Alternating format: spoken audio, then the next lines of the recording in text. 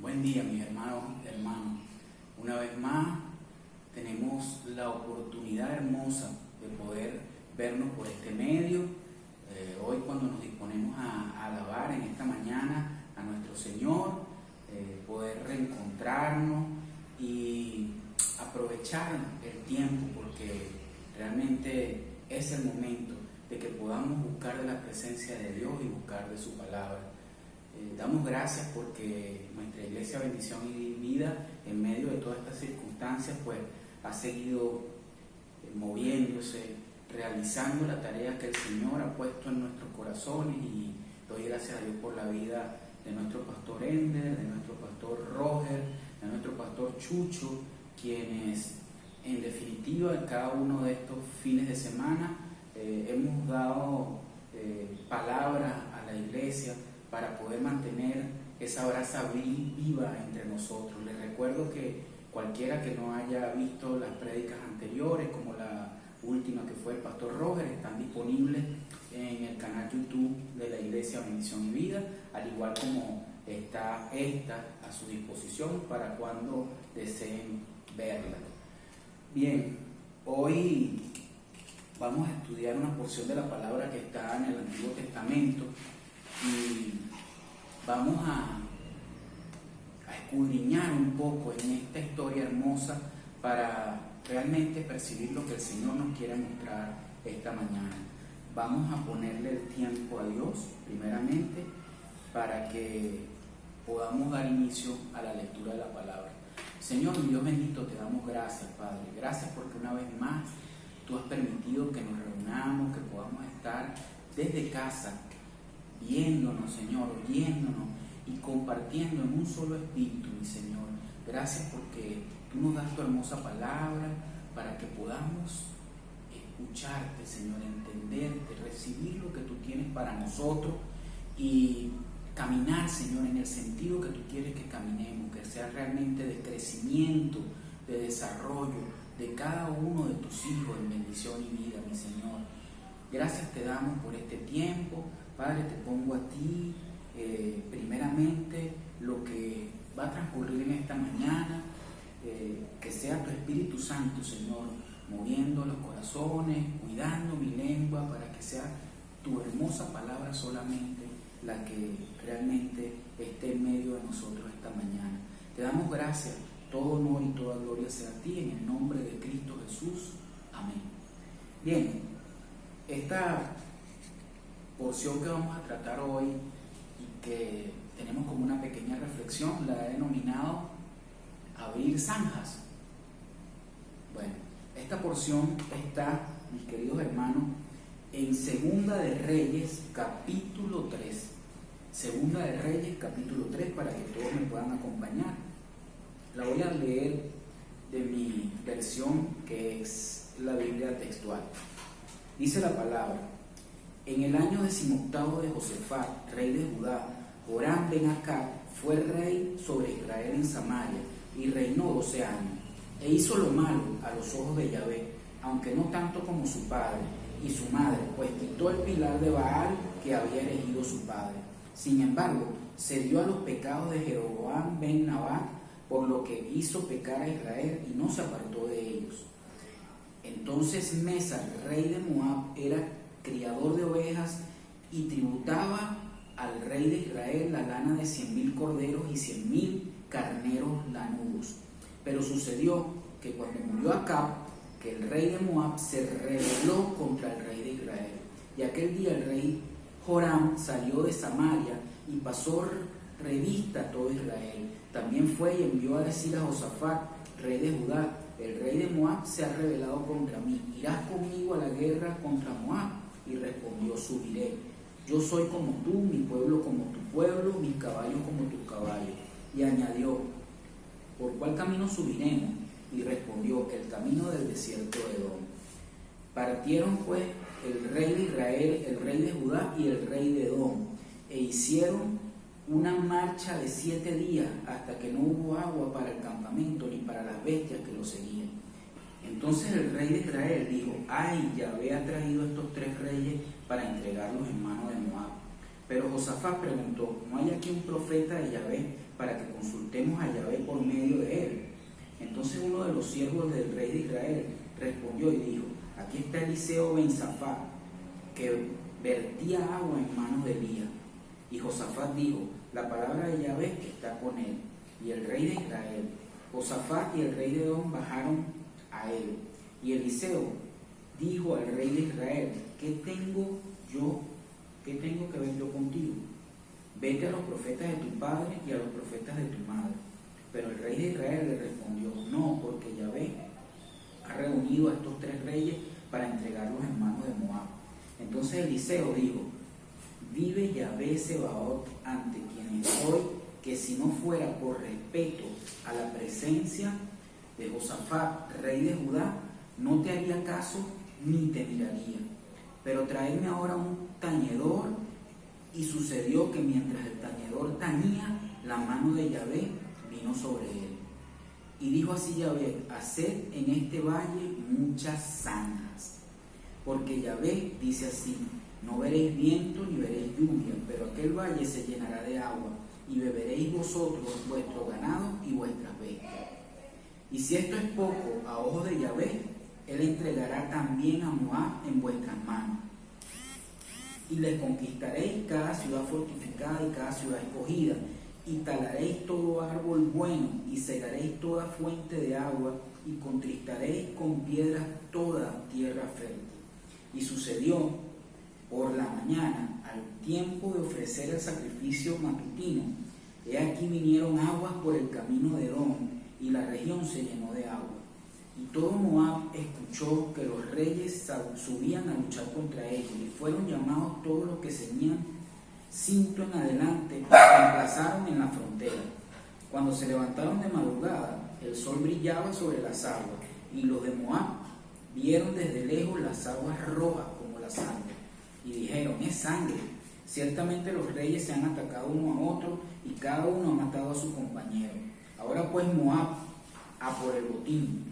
Pero cuando llegaron al campo de Israel, se levantaron los israelitas y vencieron a los moabitas, quienes huyeron ante ellos. Y asolaron la tierra de Moab con furia, y destruyeron las ciudades, y en cada porción de buena tierra, cada hombre arrojó su piedra cubriéndole. Y cegaron toda fuente de agua, y talaron todos los buenos árboles. Incluso en Kir-Haresh no dejaron sino sus piedras. Después de los honderos la cercaron y la destruyeron. Y cuando el rey de Moab vio que la batalla arreciaba contra él, tomó consigo 700 hombres diestros en el manejo de la espada, para abrirse paso contra el rey de Edom, pero no pudieron. Entonces tomó a su hijo primogénito, que había de reinar en su lugar, y lo ofreció en holocausto sobre el muro. Y hubo una gran indignación de parte de los israelitas, quienes se apartaron de él y volvieron a su tierra. Bien, como muchos probablemente habrán leído esta historia, vamos a irla escudriñando poco a poco entre sus versículos para extraer las enseñanzas que hoy el Señor quiere poner delante de nosotros.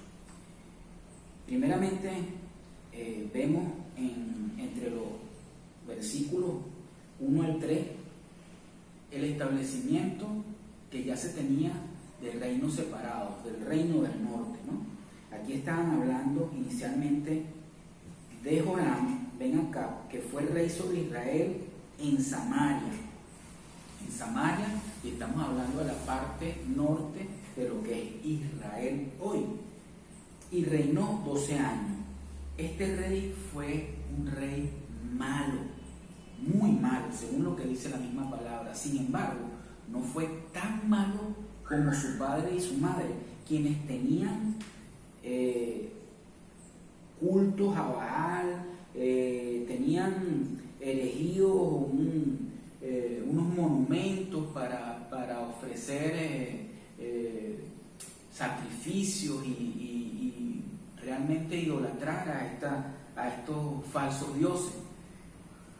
Este joven que recién estaba tomando el mando, Joram, tumbó esos pilares y tumbó esas bases, pero realmente lo hizo según una base equivocada, ya que no lo hizo porque realmente le naciera de su corazón o Dios le hubiera puesto eso en su corazón. Lo hizo simplemente como una actitud política y realmente él nunca fue un creyente o seguidor de Dios. Esto es lo que nos está hablando en esta primera parte. En segundo lugar, entre los capítulos 4 y 5, nos hablan entonces de Mesa, que era el rey de Moab.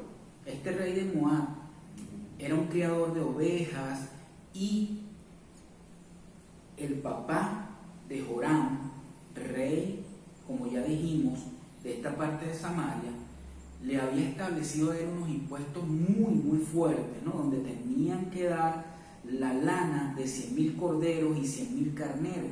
Pero sucedió que cuando Acab, el rey de Joram, el papá de Joram, murió, este rey Mesa de Moab se rebeló contra Israel. Y eso es parte de lo que la historia nos está diciendo. Si nos ubicáramos en el mapa actual de Jerusalén, quiero que más o menos mentalmente nos ubiquemos, pues, vamos a ver a la orilla del Mar Muerto, ¿verdad?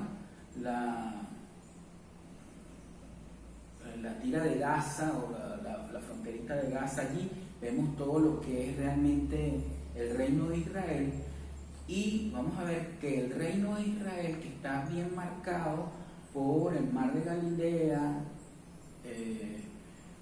y el Mar Muerto, del lado derecho, ese territorio que está del lado derecho y hacia el sur, es lo que en la antigüedad era Moab. Y hoy en ese mapa es lo que es Jordania, más o menos, esa zona que es una zona bien montañosa, y al sur este del mar Muerto. Eso es lo que es Moab, ¿ok? Y es este pueblo el que se rebela contra Israel. Entonces vemos que en los capítulos, en los versículos del 6 al 8, hablamos, ¿verdad?, de la unión del reino de Joram, que era el reino del norte, con el reino del sur, que era el rey de Judá, y Edom. Fíjense bien, ¿qué era lo que sucedía? Ya en Primera de Reyes, nosotros podemos leer cuando tengan un tiempo, ver la historia que pasaba allí. Producto de una guerra civil, el reino de Israel estaba dividido en esos dos reinos, en el norte y en el sur. Resulta que el rey de Judá era hijo de Asa, y Asa en Primera de Reyes fue un rey bien rígido que peleó contra Samaria, que luchó en esa guerra civil y fue enemigo del padre de Joram. Pero en ese mismo libro de Primera de Reyes podemos ver a partir del capítulo 22 que este muchacho, al morir su padre, hizo las paces con el reino del norte y realmente comenzaron a vivir un periodo de paz entre las dos regiones. Entonces, aquí en estos versículos del 6 al 8 habla de que el rey Joram salió de Samaria pasándole revista a todo Israel y envió a decir a Josafat, el rey de Judá, que este rey Mesa de Moab se había rebelado y que si él iría a la guerra con Moab. Por supuesto, siendo realmente un rey pacificador, le dijo de inmediato: claro que sí, yo subiré. Realmente yo soy como tú, mi pueblo es como tu pueblo, mis caballos son como tus caballos. Entonces Joram, que no era muy experto en la guerra, le pregunta: ¿por cuál camino subiremos? Y Josafat, rey de Judá, le respondió con su experiencia que iban a tomar la vía de Edom. No tiene nada descabellado esto, ¿no? Porque Edom, hoy en el mapa, es parte de la frontera entre Jordania o Cisjordania, es la parte más sur del Mar Muerto es una parte que es desértica. Si nos ponemos a buscar, Edom era el sobrenombre de Esaú, los descendientes de Esaú. Entonces, fíjense la relación que había en el linaje, ¿verdad? Tanto el reino del norte, el reino del sur, como Edom. Y eran pueblos que estaban ligados, estaban mezclados. Aquí en la palabra habla a partir del versículo 9, que partieron pues el rey de Israel, el rey de Judá y el rey de Edom. Pero pienso que aquí el rey de Edom no es cierto como tal, porque en Primera de Reyes también, a partir de esos versículos 22, 15 o 22, nos habla que Edom no tenía rey en ese momento. Probablemente cuando aquí hacen mención al rey de Edom, están hablando de como un vicerrector, un vicecónsul, que fue incluso nombrado por Joram, por el rey de Samaria. Entonces, esta persona no tenía ninguna oposición a lo que estuvieran planeando, y por eso inmediatamente cuadra, y no hay mayor explicación aquí en la palabra. Simplemente cuando partieron de Israel el rey de Judá, automáticamente el rey de Edom se suma a la marcha y toman esta vía, que es la vía de su pueblo de Edom, al sur del Mar Muerto, porque geográficamente, si nos ubicamos de nuevo en el mapa, era la parte más cercana, quizás no la más fácil.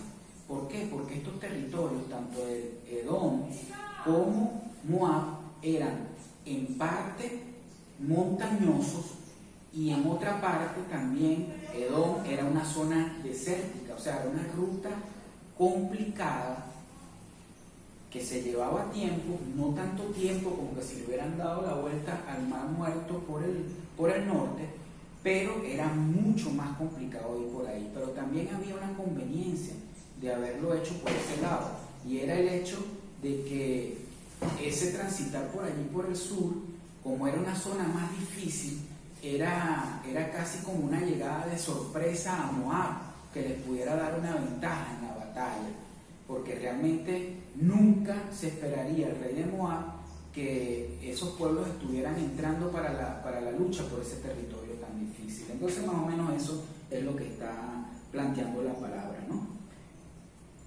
¿Qué es lo que pasa entonces en la historia? Que una vez que entran en la marcha y van a la guerra, se consiguen varados en el desierto por agua. Dice muy claramente en el versículo 9 y 10 que partieron pues el rey de Israel, el rey de Judá y el rey de Edom, e hicieron una marcha de 7 días hasta que no hubo agua para el campamento ni para las bestias que lo seguían. Y entonces el rey de Israel dijo: ay, Yahvé ha traído a estos 3 reyes para entregarlos en manos de Moab. Se les complica la iniciativa a los reyes de Israel y de Judá, y realmente se da cuenta el rey de Israel que hay algo espiritual que está sucediendo y que le impide el paso, y entonces hace esta aseveración de que Yahvé los ha traído hasta ahí para entregarlos en manos de Moab. Y lo dice no por el convencimiento exacto de que eso sea, no porque él realmente sea ferviente creyente de Dios, sino porque tiene sus traumas de lo que había ocurrido tanto con su padre como con su hermano, a quien el Señor castigó severamente por su mal comportamiento. Y él tenía esto muy claro en su mente. Pero entonces, al darse cuenta que habían querido tener una iniciativa sin considerar a Dios, entonces recurren a la parte espiritual. Y es allí donde entran los versículos 11 y 12. Y dice: pero Josafat preguntó: ¿no hay aquí un profeta de Yahvé para que consultemos a Yahvé por medio de él?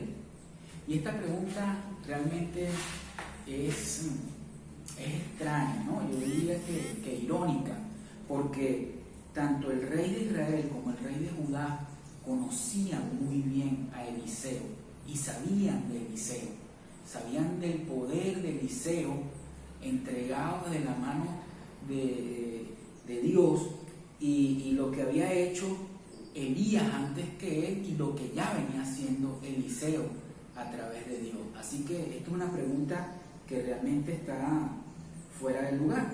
Entonces uno de los siervos del rey de Israel respondió: aquí está Eliseo, quien vertía agua en manos de Elías. Es como decir, el que servía a Elías. Qué denominación tan bonita, ¿no?, para un cristiano, el ser considerado un servidor. Y aquí dice, es el que vertía agua en manos de Elías. Más adelante en los otros versículos dice, y Josafat dijo, la palabra de Yahvé está con él, y es el rey de Israel. Josafat y el rey de Edom bajaron a él. Fíjense bien, en su desespero por lo que estaba pasando, estos reyes tuvieron por primera vez un gesto de humildad. ¿Qué rey va a visitar a alguien? Ninguno. Todo rey espera o exige o manda a llamar que vengan a su presencia las personas que a ellos les interesa que estén allí. Pero primeramente, como Joram bien sabe que él no es un predilecto de Dios ni un seguidor de Dios en primera instancia, por otro lado, el rey de Judá es temeroso a la palabra de Dios. Aquí toman una buena decisión, y es decir, bueno, que todo el mundo me espere aquí y vamos a ir a ver a Elías a donde esté. Bajaron, dice aquí, hasta Elías, hasta Eliseo. Eliseo entonces le dijo al rey de Israel, ¿qué tengo yo contigo?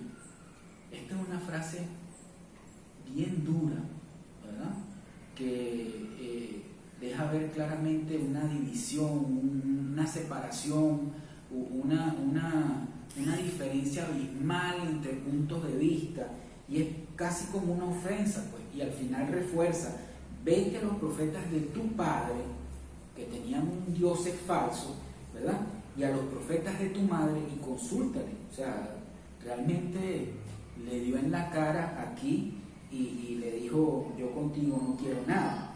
Pero el rey de Israel le respondió, no, porque Yahvé ha reunido a estos tres reyes para entregarlos en manos de Moab. Y entonces Eliseo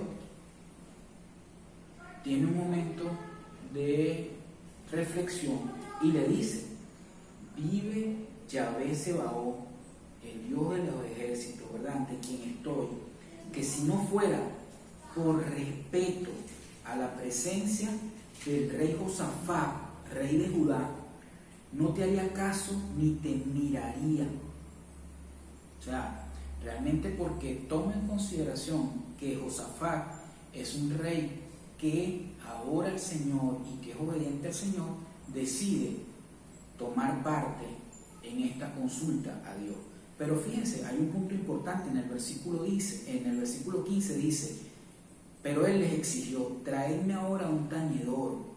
Y sucedió que mientras el tañedor tañía, la mano de Yahvé vino sobre él.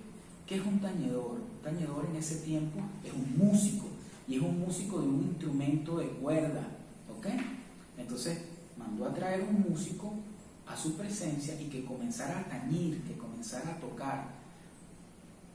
Basta escuchar esto e imaginarnos la situación y nos podemos dar cuenta de lo importante que es la alabanza al Señor cuando queremos estar en su presencia.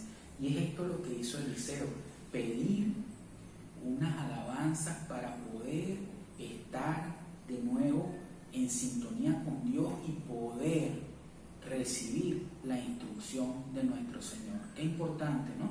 Y cómo lo dice aquí en esta palabra. Entonces, viene la orden de Dios. Una vez que alabamos que Eliseo está en la presencia del Señor, los versículos 16 y 17, nuestro Dios se pronuncia y dijo, así dice Yahvé, haced en este valle muchas zanjas, porque Yahvé dice, no veréis viento ni veréis lluvia, pero aquel valle se llenará de agua, y beberéis vosotros, vuestro ganado y vuestras bestias. Y si esto es poco a ojos de Yahvé, Él entregará también a Moab en vuestras manos. ¡Wow! Qué importante estar en la presencia de Dios. Y aquí Eliseo le estaba diciendo, fíjense bien, no es por su voluntad, sino es por la voluntad de Dios. Y Dios le está ordenando. Ahora, yo me pregunto, y les pregunto a ustedes, iglesia, ¿ustedes creen que sea fácil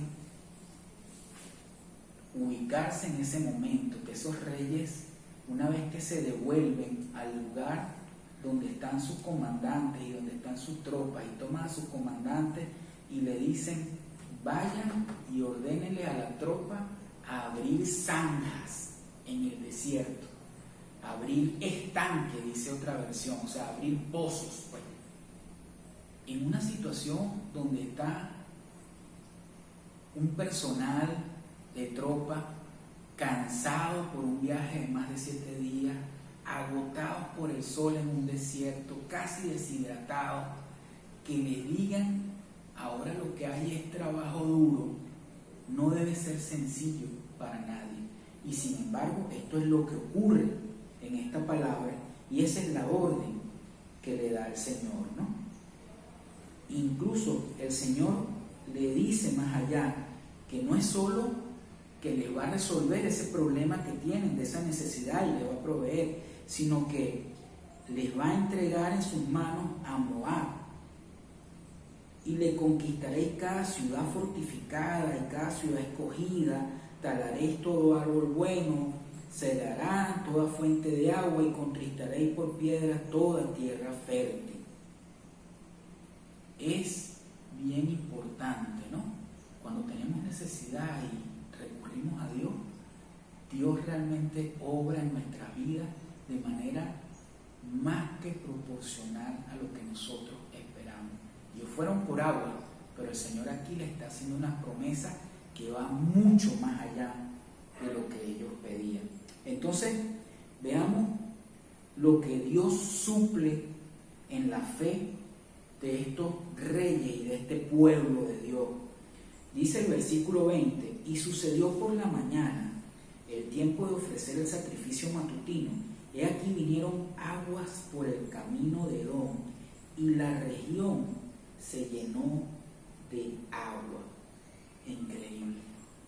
Esto quiere decir, hermano, poniéndonos en el contexto de la geografía que ya hablamos, es que el Señor hizo llover de tal forma en las zonas montañosas de Edom y en las zonas montañosas más cercanas, de una manera tal, porque en los versículos anteriores decía que no ibas a ver viento, no ibas a ver nube, no ibas a ver ningún indicio de lluvia, y sin embargo iba a haber agua.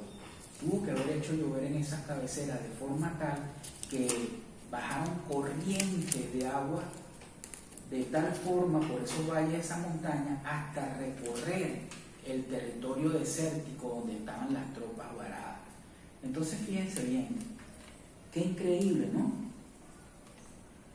Cómo nosotros pedimos algo y el Señor, cuando pedimos algo, nos atiende, pero nos pide a la vez que nos preparemos para la bendición que Él va a dar.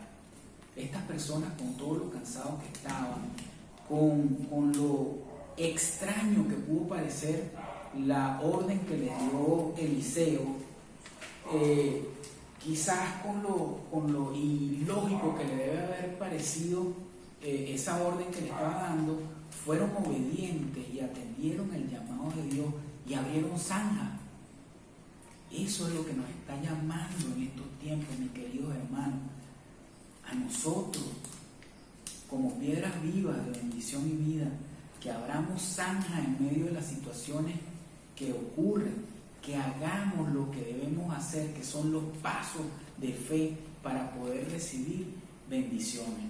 Y fíjense bien, si ellos hicieron el trabajo correcto, abrieron la zanja y se esforzaron, y esas zanjas fueron lo suficientemente profundas, ese río de agua que iba por allí, que iba descendiendo, pues quedó represada en esa zanja y era lo suficiente, tal como le decía el Señor, para atender la necesidad, suplir la necesidad, no solo de ellos, sino de todos sus animales y todo lo que estuviera pendiente.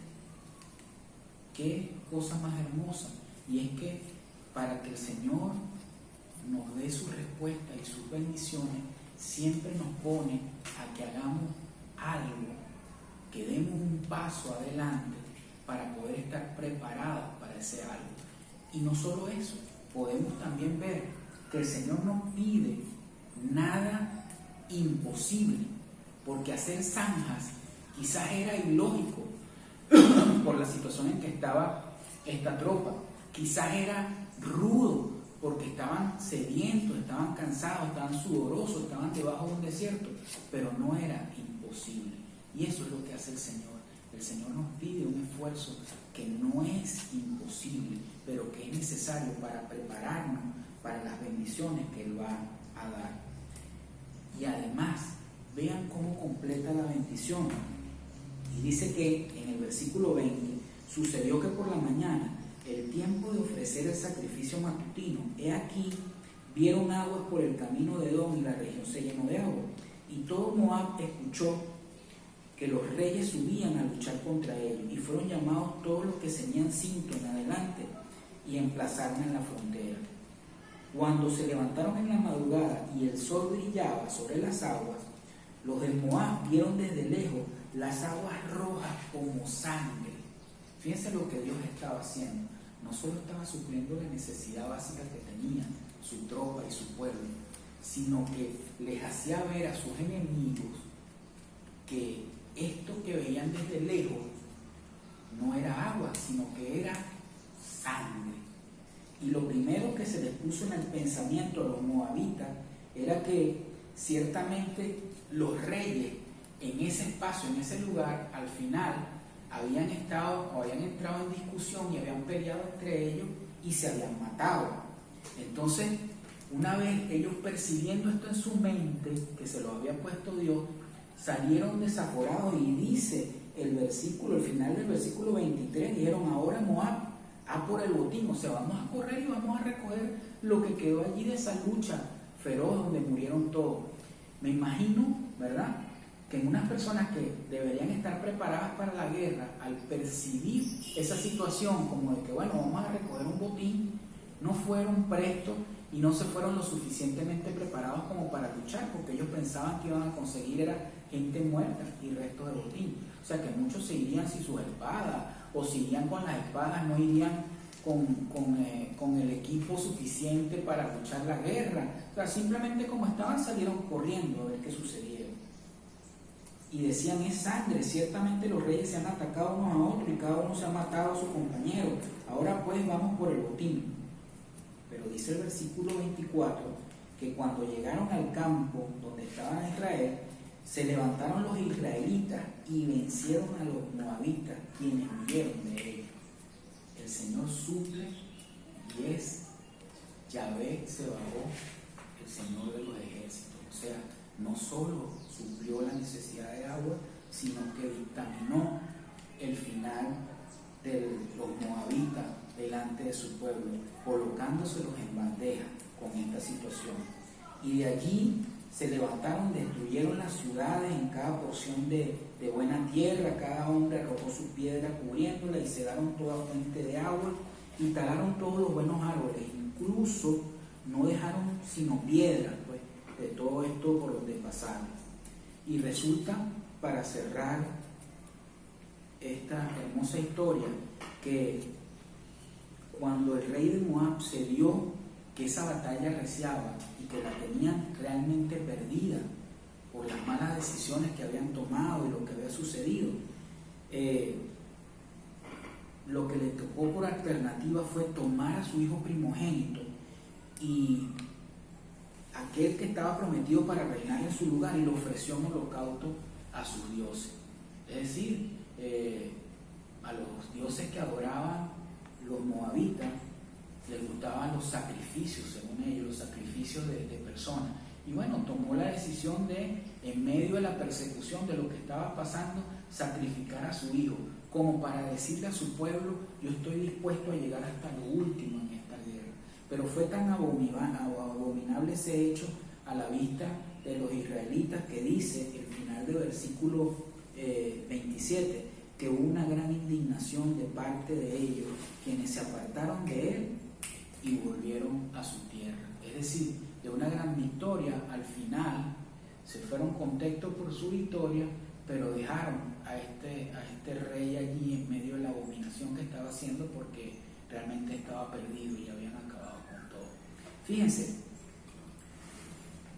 además de esta enseñanza bonita, yo me puse a pensar que el relato de la provisión de Dios en el desierto da muchos principios que son aplicables al liderazgo que debe haber en el hogar, al liderazgo de los hombres cristianos.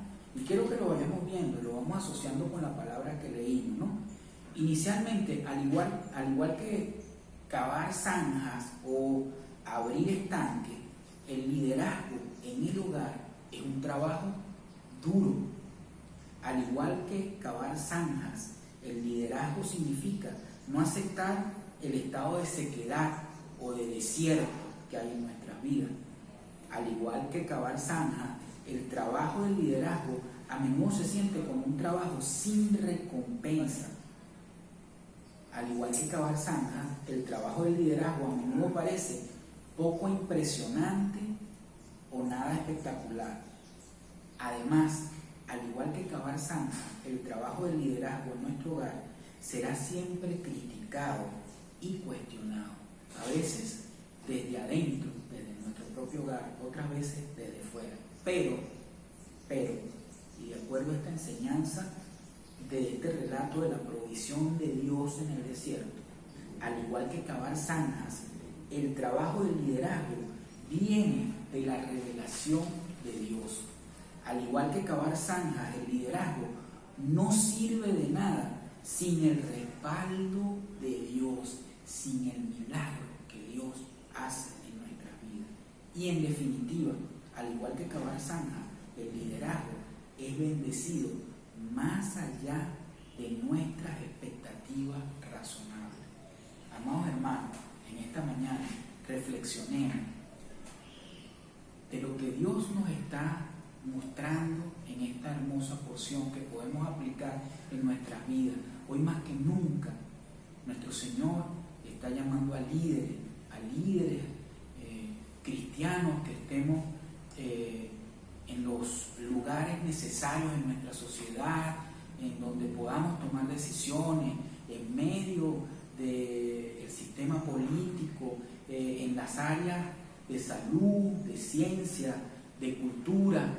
En nuestra iglesia está llamando a verdaderos cristianos con la palabra del Señor a levantarnos y realmente a el esperar ser bendecidos por el Señor y expandir esa bendición a todo aquel que lo necesita.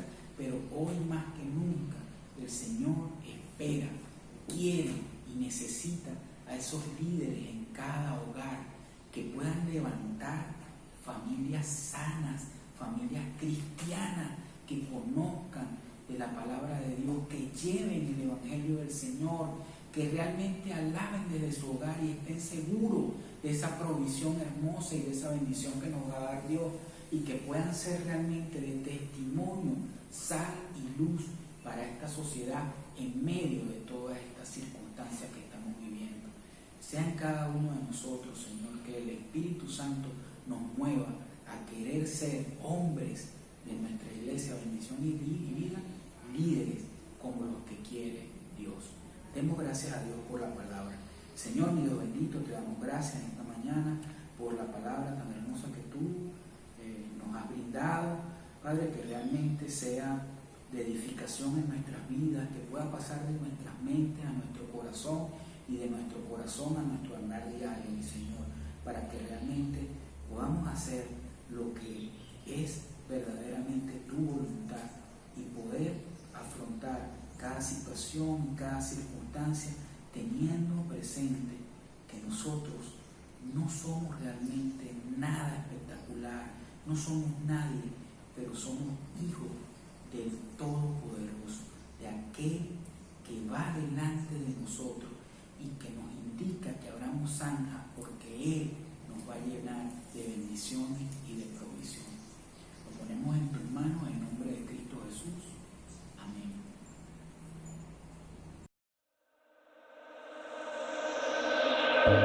Amén.